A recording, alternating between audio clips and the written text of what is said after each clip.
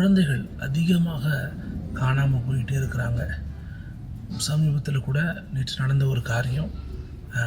அப்போ தான் குழந்தை பிறந்து பார்த்துட்ருக்குறாங்க. டிஸ்சார்ஜ் ஆகும்போது கூட இருந்தவங்க அந்த குழந்தைய தூக்கிட்டு போய் கடத்தி, ஆனால் அது ஆண்டோடைய கிருபை, போலீஸார்கள் எல்லாம் நல்ல துரிதமாக செயல்பட்டு அந்த குழந்தைய மீட்டு இருக்கிறாங்க. இது செய்தி. ஆனால் இன்றைக்கி நம்ம ஜெபிக்கிறவர்கள் அதை அப்படியே கடந்து போகாமல் இதை ஜெபமாக மாற்றணும். ஏன்னா பிள்ளைகள் கர்த்தரால் வருகிற ஒரு பெரிய சுதந்திரங்க.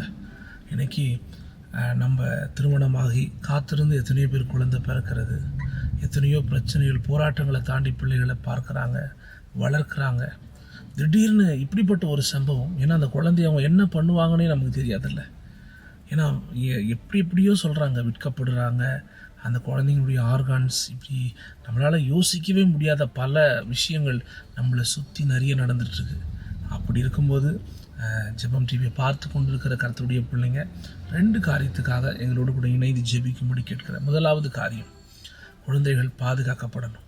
2வது காரியம், பெற்றோர்கள் தன்னுடைய கண்களுக்கு முன்பதாகவே ஞானமாக இந்த பிள்ளைகளை பார்த்துக்கொள்ளணும். இந்த 2 காரியமும் உங்கள் இருதயத்தில் வைத்து நீங்கள் ஜெபம் பண்ணுங்கள்.